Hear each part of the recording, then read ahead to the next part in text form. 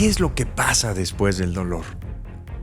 En este episodio especial continuamos con la historia de Eduardo y de Lucero. Ya los escuchaste enfrentar su pasado.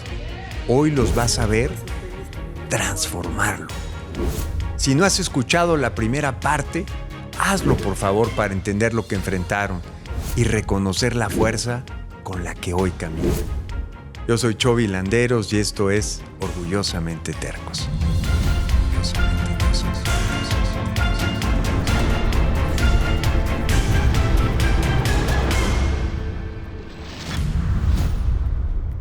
Eduardo, a ver, nos regresamos a tu historia, ¿no? Y te haría dos preguntas. ¿Qué sientes o qué sentiste o qué sientes hoy por tu agresor? Hoy por mi agresor lo que siento es compasión. ¿Compasión? Puedo hasta agradecer lo que me pasó. ¿Por qué, Lalo? Perdón, pero es que es difícil entender. Durante muchos años sentí mucho odio, sentí mucho coraje contra mí, contra Dios, contra mis papás, contra el señor de Alemania, contra el tenis, contra el colegio alemán.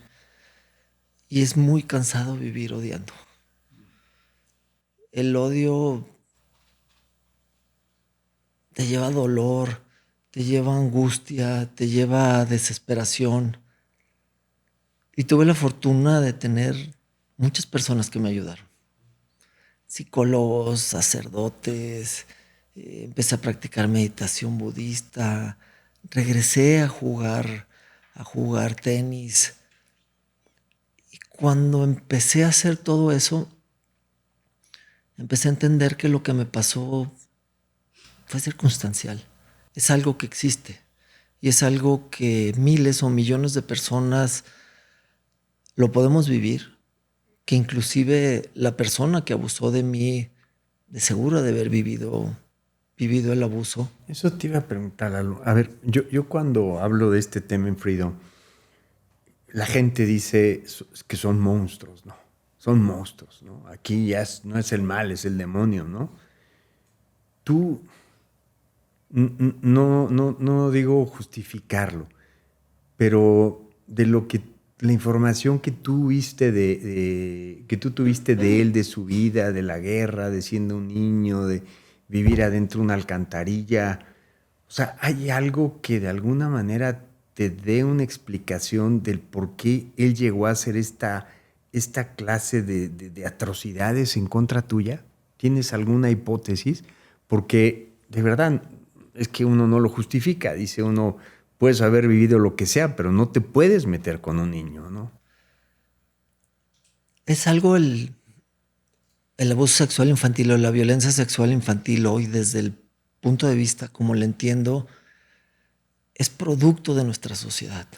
Nosotros mismos, al guardar silencio, al dejar que esto pase, al no cambiar nuestro sistema educativo, al no cambiar nuestras instituciones, al no querer hablar de los temas dentro de nuestra familia, estamos provocando que esto siga existiendo.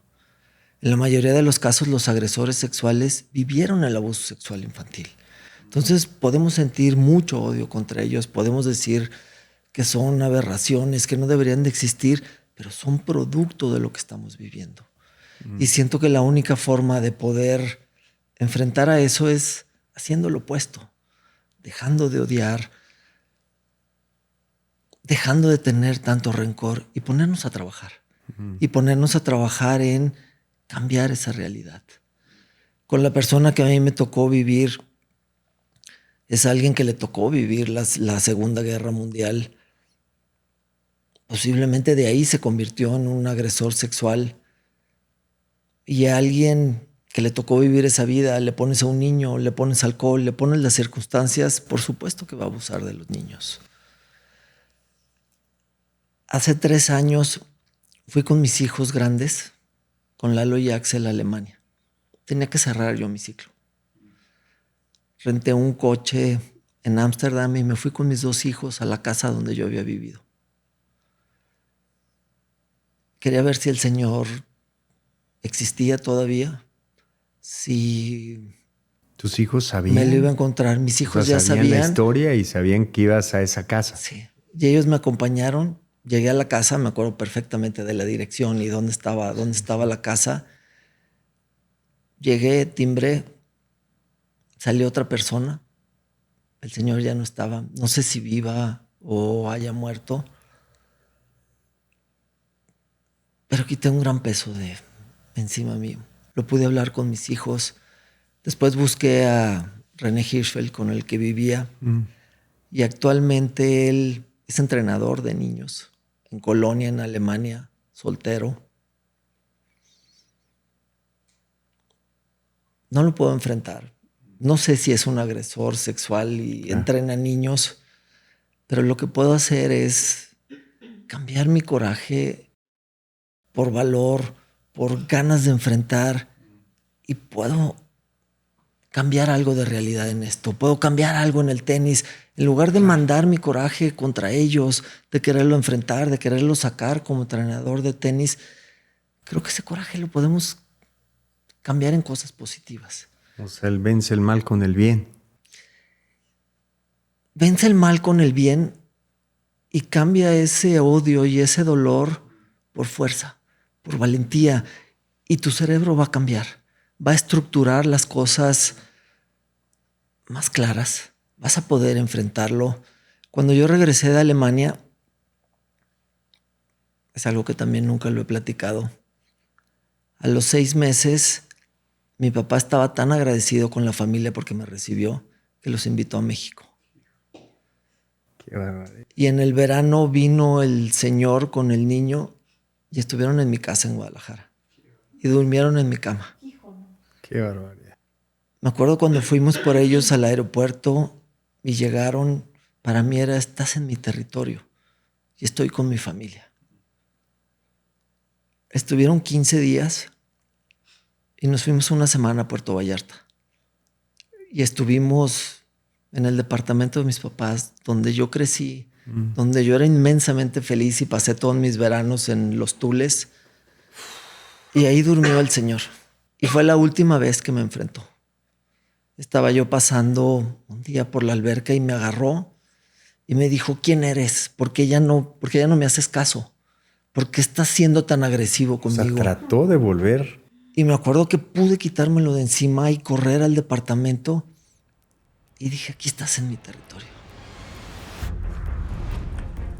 Antes de seguir con esta conversación tan importante, te quiero pedir un favor. Te quiero invitar a que te suscribas al canal y actives por favor la campanita. Gracias por estar aquí nuevamente y ahora sí, continuamos con este episodio. A ver, Lalo y Lucero, el silencio se vuelve el peor cómplice de todo esto. Totalmente. Por miedo, porque te van a quitar la ayuda, porque te van a quitar los alimentos, por vergüenza, porque te sientes culpable. ¿Qué explicación se dan a ustedes mismos en concreto del por qué guardaron silencio durante tantos años? Pues la verdad es que en mi caso yo hablé de esto cuando pude. ¿Qué te hizo saber que ya podías hablar de esto, Lucero? Tú. ¿Cómo? Tú, Chovy. ¿Por qué yo? Una vez publicaste una cápsula de Fundación Freedom. Me acuerdo que estabas apenas lanzando Freedom y hablaste acerca de lo que representaba para ti el abuso sexual infantil. Y fue algo para mí súper revelador, pero es algo que te lo quiero reconocer y que me gustaría dejártelo para que te lo lleves en tu corazón cuando las cosas se pongan difíciles. Chovy, sin tú saber lo que a mí me había ocurrido, me hiciste sentir comprendida, abrazada, cercana. Fue una manera con ese video que ni siquiera estaba dirigido a mí de decir es que no estás sola. Cuando tú lanzas ese video y dices que los niños de Dios no se tocan y que no hay nada tan terrible y tan espantoso como el abuso sexual infantil y que hay que combatirlo, me hiciste sentir, aparte de protegida, me hiciste sentir poderosa. De alguna manera, yo no tengo como muchos recursos para poder ayudar a mucha gente. Es más, a veces hasta la gente a veces me tiene que ayudar a mí hasta con el deporte para pagar mis entrenamientos, etcétera. Pero hay algo que yo he aprendido a lo largo de mi vida. Y es a poner mi historia y mis vivencias al servicio de los demás. Y cuando yo vi ese video tuyo en Instagram, fue cuando yo te contacté y platiqué contigo por primera vez del abuso infantil. Y yo dije, ya estoy lista para hablar de esto. Así que yo te lo agradezco, Chovy. Te lo agradezco. Te agradezco a ti la valentía, Lucero. Para mí ha sido algo... Siempre con tu honestidad y tu valor de frente. Ha sido algo muy, muy sanador para mí poder hablarlo. No tengo miedo. Sé que hay familia de este señor, de mi ex tío, viva. Mi tía todavía vive. Pero pase lo que pase, yo estoy lista para enfrentar todo. Y hoy entiendo que quizá ella o quizá más personas de su familia pudieron haber vivido terribles cosas al lado de este depredador, por lo cual no tengo ningún coraje ni ningún rencor hacia esas personas. Así que, la verdad, gracias por haber sido, Chovy, esa persona que me ha impulsado en muchas cosas en la vida. De verdad. No, Lucero, tú te mereces todo. Tú te mereces todo. Desde el primer día que tuve el privilegio de conocerte, no has hecho más que edificarme y construirme a mí también y a muchas personas que estamos alrededor de ti. Porque hoy la ven triste, pero esta mujer se la vive haciendo bromas. La verdad es que sí. Se la vive llena de alegría, trabaja como nadie, ha luchado como nadie. Bueno, ni qué decir. Lalo, ¿por qué te tardaste tanto tiempo en hablar tú? ¿Qué sientes? O sea, ¿te estabas protegiendo? ¿Lo querías negar? ¿Era como enterrar algo que no querías volver a sentir? Fue algo que lo olvidé por completo durante muchos años. Pero para protegerte. O sea, Mi instinto de supervivencia. ya. Fue algo para protegerme, para no sentirlo, para no recordarlo.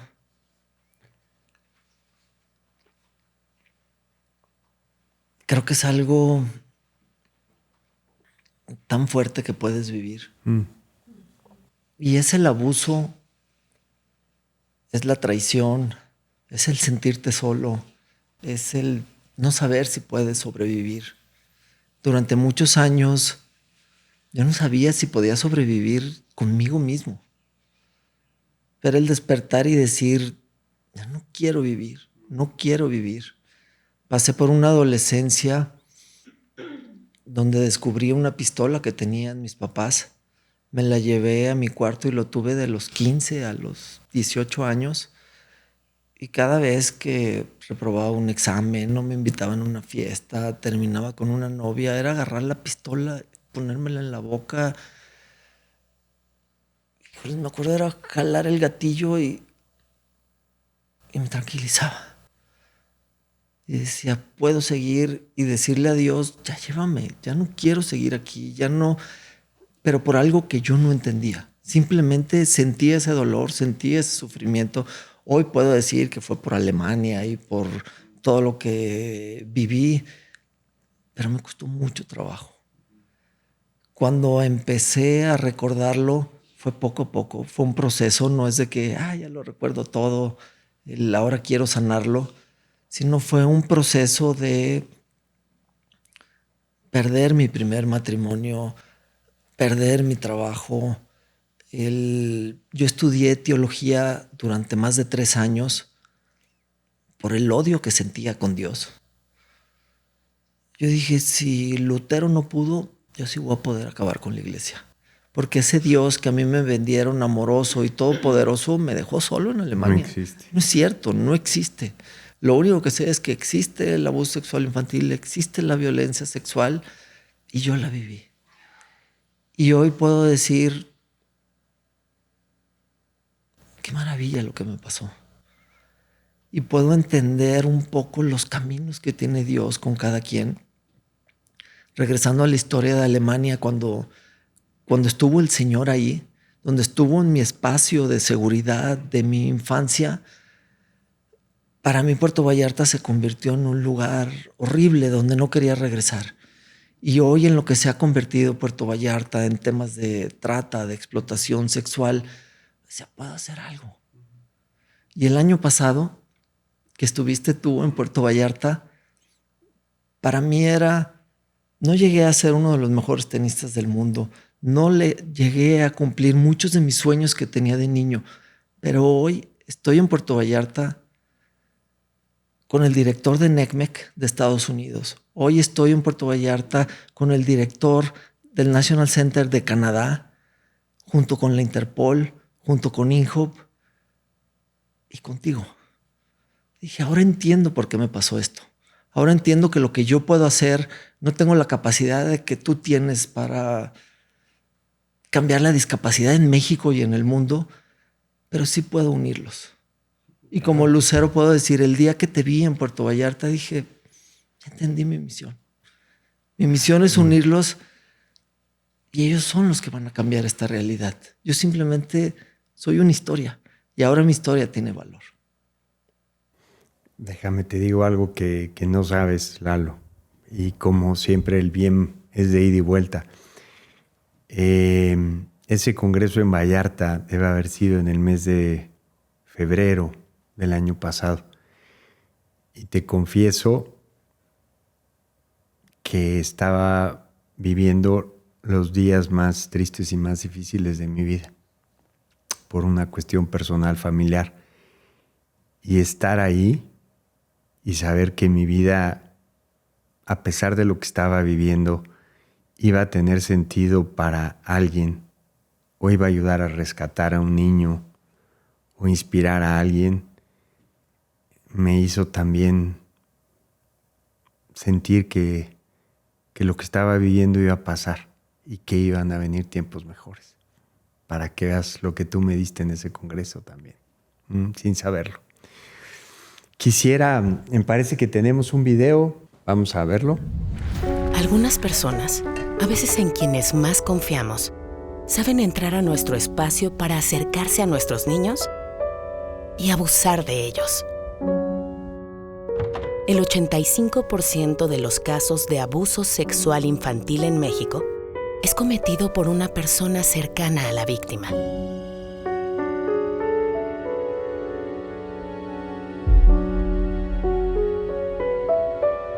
Ante un abuso, los niños pueden desarrollar cambios en su comportamiento, su ánimo o su forma de relacionarse. El abuso rara vez se expresa con palabras. Aprende a detectar las señales.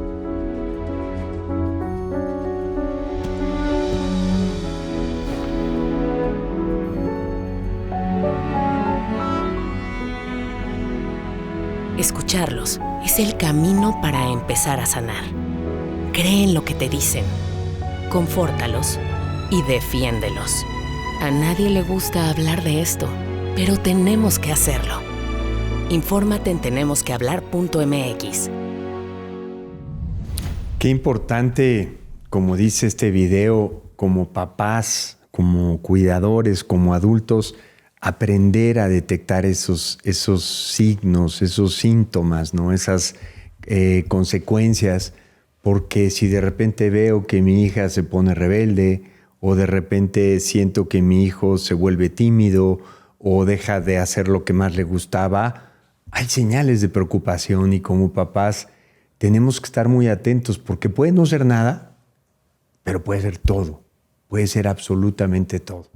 Ahora bien, para ir terminando, yo les comentaba al inicio de esta entrevista que estos dos personajes que están enfrente de mí son edificios muy altos, que partieron no de cero, como lo dije en un principio, sino de abajo de cero. Y que, como ustedes han escuchado en esta entrevista, en base a fe, amor, experiencias, seres humanos amorosos, gente que reinterpretó su vida y obviamente muchos pantalones y mucha amorosa terquedad personal, han logrado construirse como eso, como grandes edificaciones. A mí me gustaría, si quieres, ahora empezamos contigo, Eduardo. Platícanos de todo lo que has logrado a partir de estas terribles experiencias y de las satisfacciones tan grandes que hoy tienes en tu vida? Fíjate que en el 2010 yo pasé por mi última etapa más fuerte. Me estaba separando de mi primer matrimonio. Ya no iba a ver a mis hijos, como otra vez mi idea de mis sueños y de cómo iba a ser mi vida se estaba terminando. ¿Por qué? Porque empecé a trabajar lo que viví en Alemania, empezó a haber un cambio muy fuerte en mí. Y me acuerdo que fue la última vez que intenté quitarme la vida. Ya teniendo más de 30 años, entré a internet y dije, si no lo logré a los 15 años o a los 14 años, ahora lo puedo lograr. Y estando en internet entré a chats de cómo quitarte la vida. Pero también llegué a un lugar donde había testimonios de personas que lo habían intentado y cómo habían quedado. Y dije, quiero salir adelante. Al día siguiente dije, voy a salir adelante, no sé cómo. Le hablé a mi mamá y le dije, ¿conoces alguna asociación que trabaje el tema del abuso sexual infantil en Jalisco? Me dijo, pues solamente conozco a una persona que sé que lo habla. Al día siguiente llegué a esa asociación y dije, quiero trabajar de voluntario. Quiero estar aquí, quiero entender qué fue lo que me pasó. Y estando en esa asociación tomé mi primer diplomado de sexualidad. Allí aprendí lo que era el abuso sexual infantil, las estadísticas que somos más del 20% de la población a nivel mundial. Cuando dije, en México somos más de 20 millones, sentí un gran alivio. Porque dije, no soy el único bicho raro que vivió esto, somos muchos. Pero también sentí una gran responsabilidad por los miles o millones de niños que lo estaban viviendo en silencio. En ese año, en el 2010, hubo un programa que se llamó Iniciativa México. No recuerdo. Donde apoyaron a 50 causas sociales y mandamos una iniciativa que se llamó No al Abuso Sexual Infantil. Me acuerdo que llegan a Guadalajara y dicen, de las 50,000 propuestas, ustedes son de los 50 seleccionados. Me hablan a mi casa y me dicen, ¿quieres dar tu testimonio ante una cámara? Y dije, creo que sí, creo que ya estoy listo. Voy a la asociación, me sientan en un sillón como este, había un reportero de Televisión Azteca y allí hablo sobre mi testimonio. Y ese viernes en la noche, por primera vez, sale el primer programa de Iniciativa México y en todos los televisores de México, ahí estaba mi testimonio y ahí estaba mi cara. Pero mi cara la sacaron distorsionada. Al día siguiente me acuerdo que hablé a Televisión Azteca y dije, ¿por qué taparon mi cara? Y me dijeron, es por seguridad, es por vergüenza, es porque es un tema muy fuerte. Y fue cuando yo dije, yo no tengo vergüenza de lo que me pasó. Yo solamente era un niño, yo no lo provoqué. Y unos días después, leyendo un artículo que escribía la ONU estudiando mi diplomado en sexualidad, decía, los 5 eventos más traumáticos que puede vivir un ser humano es vivir una guerra, vivir un campo de concentración, vivir un desastre natural, vivir un secuestro y vivir un abuso sexual infantil. Cuando me puse a verlos, dije, los que viven una guerra los acaban condecorando, acaban siendo héroes de guerra. Los que viven en un campo de concentración y son de los afortunados que quedaron vivos, acaban escribiendo libros, dando conferencias. Los que sobreviven a un secuestro, su familia los recibe con los brazos abiertos. Los que viven un desastre natural como un terremoto o un tsunami, los queremos ver, queremos saber cómo sobrevivieron. Y los que vivimos el abuso sexual infantil, ¿qué somos? Los sucios, los violados, los niños a los que hay que tenerles lástima. Me dije, somos sobrevivientes y somos héroes igual que todos los demás. Y fue cuando nació Fundación Paz, para trabajar prevención del abuso sexual infantil. Busqué a todos mis amigos más cercanos con hijos jóvenes igual que los míos y dije, tenemos que hacer algo, tenemos que levantar la voz. Formamos un consejo con todos los especialistas que había que estuvieran trabajando sexualidad, violencia, cualquier tema que se relacionara con el abuso sexual infantil, porque a lo que nos enfrentábamos era el abuso sexual infantil no existe, menos en las escuelas y menos en México. Decíamos, tenemos que romper esto. Empezamos a copiar mucho el modelo de Teletón, me acuerdo. Decíamos, tenemos que lograr lo mismo que hizo Chovy dentro de Teletón, lo tenemos que hacer ahora para el abuso sexual infantil. tenemos que hacer que exista, tenemos que ponerlo de moda, tenemos que cambiar ese estigma contra el abuso sexual infantil. Y lo primero que hicimos fue crear programas educativos. Los primeros años, porque vimos que en México no existían. Entonces teníamos que escribirlos de cero. Publicamos programas educativos desde primero de kinder hasta tercero de secundaria. Los empezamos a implementar en las escuelas y nos corrieron, nos cerraron las puertas. Pasamos por muchísimas historias porque decían, no es cierto, el abuso no existe y no lo puedes hablar. Después nos dimos cuenta que si los niños lo hablaban, los papás no lo iban a creer. Entonces teníamos que desarrollar programas educativos para los papás, después para guías espirituales, para las instituciones. Al día de hoy, dentro de Fundación Paz, después de 15 años, tenemos una plataforma educativa donde hemos llegado a más de 20 millones de personas. Increíble, caray. Increíble. Desarrollamos un área de atención. 20 millones de personas. Más de 20 millones de personas en Internet en toda Latinoamérica y en España. Y estamos por sacar la nueva plataforma junto con Lorena Ochoa, que nos apoyó mucho. Trabajamos de la mano de Freedom desde el día que nació. Desarrollamos un área de atención donde hemos otorgado miles de horas de becas terapéuticas, donde tenemos un área de investigación para generar datos del abuso sexual, porque no existen. Y para nosotros el área de atención es, así como yo tuve todo el apoyo de muchísima gente que me ayudó, que alguien que lo logra hablar, que tenga un grano de esperanza y que lo podamos ayudar a que su proceso sea más corto. Creamos campañas también para hablar sobre el abuso sexual infantil y después nos dimos cuenta que el abuso migró a Internet y que ya no había nada que hacer. Que si una fotografía o un video que estaba en las redes, Guardia Nacional no podía actuar, la Secretaría de Seguridad no podía hacer nada, las policías cibernéticas, si ahora ese material estaba albergado en Australia o en Inglaterra o en Japón, no había forma de eliminarlo. Y empezamos a buscar una forma. Y encontramos a INHOP, que es la red más grande a nivel mundial de líneas de reporte donde trabajan 51 países juntos y dijimos, tenemos que subir a México esta línea. ¿Cómo lo logramos?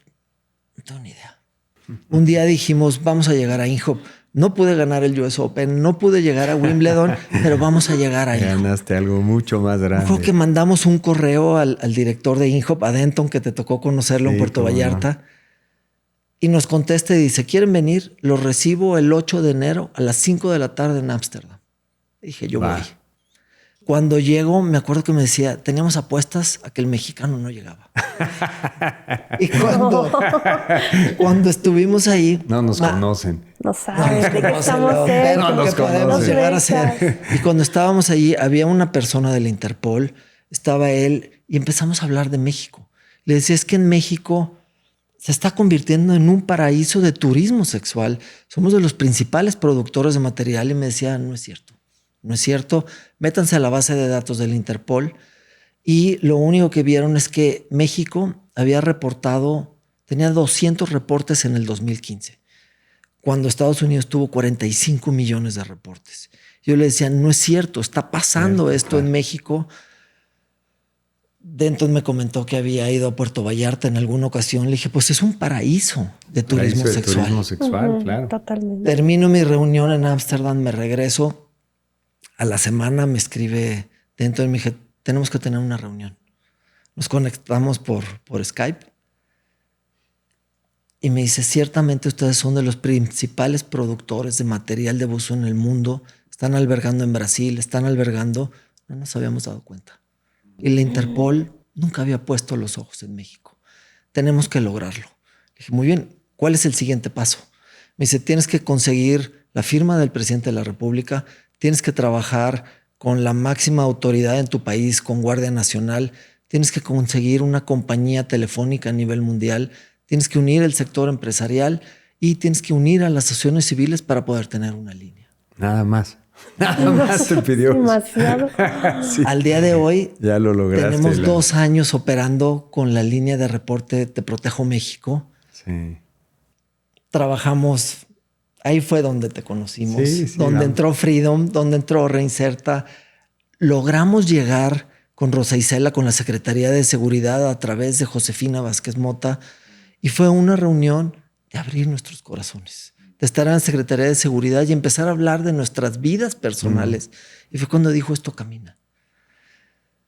Al día de hoy, no solamente somos miembros de INHOP, sino a partir de noviembre del año pasado, yo soy miembro del board de INHOP, junto con Grecia, Holanda, Alemania, Taiwán y Camboya. Y nuestra misión es unir a Latinoamérica. No estamos unidos ni siquiera en el fútbol. Tenemos que trabajar juntos. Tenemos que lograr que trabajemos en una línea de reporte, que nuestras policías trabajen juntos. Hoy ya estamos Colombia, Argentina, Brasil y México, y próximamente Bolivia está a punto de tener su línea de reporte, y tenemos que lograr unir a toda Latinoamérica, y aún nos falta muchísimo por hacer. ¿Sabías que en más del 90% de los casos quien abusa de un niño es alguien que conoce? Eso, un conocido, un pariente, alguien del entorno cercano. Fundación Freedom trabaja para detener, prevenir y exponer este tipo de violencia. Y con solo 150 pesos mensuales, tú puedes ser un ángel de la guarda y sumarte a esta causa. Entra por favor a fundacionfreedom.mx y dona. Haz tu aportación. Y ahora sí, continuamos con el podcast. Fíjate, Lalo, qué misteriosos son los caminos de Dios, ¿no? ¿Cómo puede uno pasar por los sótanos más oscuros, sentirte abandonado pues, por todo, hasta por Dios, y de repente hoy ver cómo has florecido? Yo te soy sincero, la Fundación Freedom ha seguido tu ejemplo, ha seguido el ejemplo de la Fundación Paz. Ustedes han abierto brecha y nosotros vamos detrás empujando lo que podemos, pero el daño que le hicieron a ese Eduardo de chiquito, hoy lo puedes multiplicar por muchos Eduardos a quienes les has evitado vivir ese infierno, a quienes les has evitado pasar por esos días y noches de abandono y de soledad. Y pues son los misterios de Dios, las paradojas de la vida, cuánto mal y cuánto bien se ha generado de ese mal. Yo me quito el sombrero, te agradezco, te reconozco, te felicito, te invito a que sigas en esto. Ya sabes que aquí tienes una fundación aliada que es Freedom, que vamos por lo mismo, a poner el tema en el radar en nuestro país, y que este mal llamado paraíso del turismo sexual en el que se ha convertido México, porque es un infierno, verdaderamente vuelva a ser ese paraíso en donde los niños puedan salir en patines a jugar, agarrar una raqueta de tenis y sentir la adrenalina del triunfo, de la felicidad, del ejercicio, del deporte, de la plenitud y de la prosperidad personal, ¿no? De verdad, muchas gracias, muchas felicidades, Eduardo. Y Lucero, tú también has alcanzado metas muy importantes en tu vida. Platícanos, después de esas experiencias tan negras, tan oscuras, los logros que has tenido en tu vida, que son preciosos y que son maravillosos.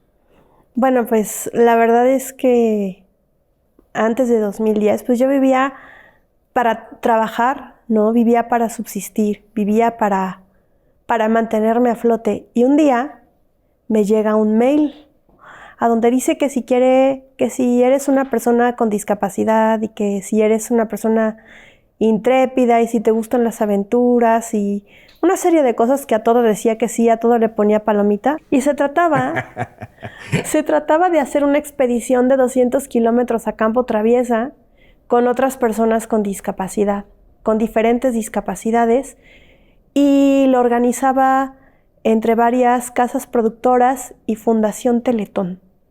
Yo toda la vida admiré Teletón y yo iba mucho a los teletones, siempre y cuando estuviera Cristian Castro, es decirlo. Claro, ya. Pero siempre... Había gato encerrado ahí en esa motivación. Sí, había algo ahí oculto. Y total de que era un sábado y me convencieron para que fuera al casting. Más allá de lo imposible. Más allá de lo imposible, sí, de Fundación Teletón. Ahí conocí verdaderos deportistas, gente increíble. Yo dije, no manches, ¿qué estoy haciendo aquí? De pronto me vi en medio de la Sierra de Puebla, bajándome de un helicóptero de la Secretaría de Marina.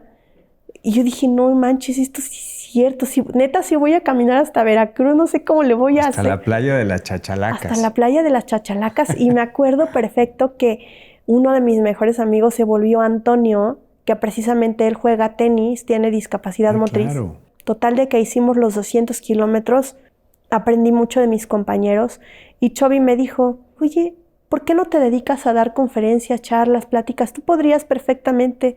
Y yo me acuerdo que le dije, Chovy, ¿de qué les voy a hablar? Y yo dije, claro, tengo que aprender a ver las oportunidades del desastre. O sea, si yo logro convertirme en un alquimista de mi vida, en cambiar la mierda por oro, por oportunidades, por amor, por cariño, por corazón, puedo hacer algo bueno. Y de ahí seguí trabajando. Yo trabajé para bancos, trabajé para empresas de telecomunicaciones, me especialicé en calidad en el servicio. Fui la primera persona ciega en certificarme ante la Asociación Mexicana de Intermediarios Bursátiles para generar portafolios y estrategias de inversión en la figura 3. ¿Qué tal? En 2016. Y bueno, después tuve como un negocio que puse con, pues ahí empecé a distribuir como productos antiedad, me fue muy bien. Luego de eso, pues tuve como una depresión terrible por una cosa personal, como una ruptura de pareja, y ahí tuve que pagar terapia psiquiatra de todo, porque realmente tuve una depresión aguda en la que me tuvieron que medicar. Y parte de esa rehabilitación era hacer ejercicio otra vez, caray. Otra vez. Y yo decía, no, la vida te regresaba al ejercicio. La vida me mandaba al ejercicio. Pero cuéntanos nada más lo que ya has logrado en el ejercicio. Y que pues, no es cualquier cosa. Me metí, mi hermana, o sea, yo me iba a clases de todo y las dejaba, hasta de nadar lo dejaba, de spinning lo dejaba. Y un día le digo a mi hermana, estoy desesperada, tengo que hacer ejercicio, pero me choca, o sea, no puedo con el ejercicio. Y mi hermana me dijo, oye, ¿por qué no vas al CrossFit? Le digo, no manches, ahí me van a hacer picadillo, o sea, no voy a aguantar ni una sola clase el CrossFit. Total de que fui, empecé a entrenar, ya llevo 5 años y llevo desde 2021 clasificando cada año a las semifinales de los CrossFit Games adaptativos. Fui la primera mujer mexicana en clasificar a las semifinales de los CrossFit Games. He tenido la oportunidad de competir aquí en la competencia más grande de América Latina, que es el Black Challenge. El año pasado lo gané en mi categoría Vision, que es para mujeres, bueno, para personas con discapacidad visual. Y este año estoy entrenando muy fuerte para lograr el bicampeonato en el Black Challenge. Tuve la oportunidad de ser mamá, no, por cosas, situaciones de la vida, mi hijo no se logró, pero es a quien le dedico cada una de mis cosas, cada una de mis competencias.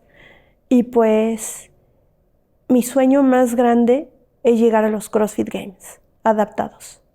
En categoría adaptativa para mujeres ciegas. Tengo muchos motivos para existir a raíz de que encontré ese deporte.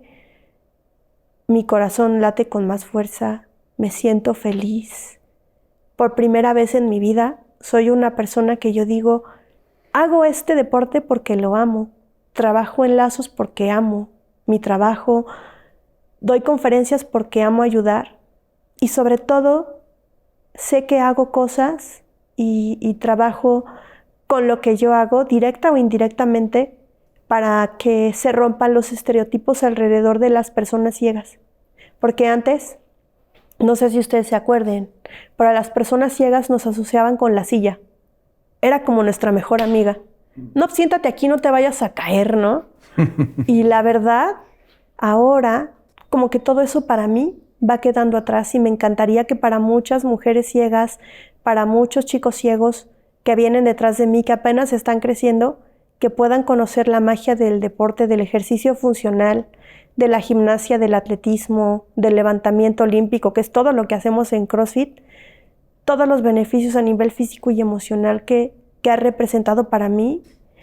Y la verdad es que ojalá en algún momento de la vida yo pueda lograr sensibilizar a gimnasios de CrossFit, porque de pronto a mí nadie me quería entrenar, Chovy. No, Lalo, o sea, yo llegué a CrossFit en 2019 y era muy difícil, nadie quería entrenarme. Y hoy hay diferentes lugares, no solamente en México, en cada lugar donde Lazos me ha mandado a trabajar, a dar talleres, he buscado lugares donde después de trabajar o antes de trabajar, yo vaya a ir a entrenar. Me voy, me llevo mi programación, me consigo ahí el coach del gimnasio y échame la mano con mi entrenamiento. Y es una manera de ir sensibilizando y abriendo puertas a donde antes estaban totalmente cerradas para las personas con discapacidad visual en el CrossFit. Y eso, vaya o no a los CrossFit Games, para mí es, yo creo que lo más grande. El año pasado, a los CrossFit Games clasificó un atleta con discapacidad motriz. Este año clasificó a los CrossFit Games un atleta con disautonomía, ambas mexicanas. Y para mí ser parte de eso, haber sido la primera persona que puso esa semilla en 2019 de ponerme terca para entrenar el CrossFit y saber que aunque yo todavía no lo consigo, ver que otras atletas lo están logrando. El año pasado competir en mi categoría como persona ciega con otros atletas ciegos en Black Challenge aquí en Ciudad de México, incluso con chavitos más jóvenes que yo ya soy toda una señora, muchachos, y ganar. Ha sido como Lucero, increíble. Es que no tengo duda que, fíjate, si analizamos tus respuestas, pasas del dolor, de ese dolor tan grande de niña, de esos difíciles momentos de recordar que estaban no necesariamente tan llenos de felicidad, a hacer lo que amas. Hacer lo que amas, porque todo lo que estás diciendo lo amas y lo dices con una alegría y con una pasión y estás llena de sueños. Y déjenme acabar con un mensaje esta entrevista, porque tiene que ver todo con lo que dijo Lalo y tiene que ver todo con lo que dijo Lucero, que solamente estando juntos, todos unidos, es que podemos hacer que este tema en nuestro país cambie. Cuando hicimos era un reality show, que era el Más Allá de lo Imposible, y nos traemos la franquicia a México, hablamos con los productores y nos dicen, no, pues nosotros hemos hecho este programa en 10 países, ¿no? Y entonces nos decían, en este país ganó una persona en silla de ruedas y todos los demás se quedaron atrás. En este país ganó una persona con debilidad visual y todos los demás se quedaron atrás. Y con tal de ganar, había una competencia feroz entre todos los competidores, porque había lana de por medio ahí. El único reality show de Más Allá de lo Imposible, en donde no ganó uno, sino que todos tomados de la mano llegaron en primer lugar. Y recuerdo con emoción cómo se metieron a la playa, hasta la perrita de Lucero entró a la playa, fue México. Nos revelamos a la producción. Sí sabemos unirnos, sí sabemos trabajar en equipo, sí sabemos dejar a un lado el protagonismo para que todos seamos protagónicos del gran cambio que este país necesita. Yo les agradezco mucho, Lucero. Gracias, Eduardo, por esta entrevista de corazón. Gracias por tener los pantalones para abrir su corazón, y que muchas personas que están viendo o que van a ver esta entrevista no se queden calladas, que muchos papás detecten los síntomas o los signos que pueden ser preocupantes, que muchas autoridades hagan leyes con más dientes, con más penas, con más castigos, que nos dediquemos a vencer el mal con el bien, que saquemos de lo malo y literalmente de la mierda que a veces somos los seres humanos, la virtud, y que sobre todo volvamos a hacer de este país un paraíso para todos, pero especialmente para los niños, nuestros niños mexicanos. Muchísimas gracias. Esto fue Orgullosamente Tercos y yo soy Chovy Landeros. Muchas gracias por quedarte hasta el final de esta entrevista. Si esta conversación te conmovió o te dejó pensando, no olvides darle like, suscribirte y activar la campanita. Yo soy Chovy Landeros y esto fue Orgullosamente Tercos.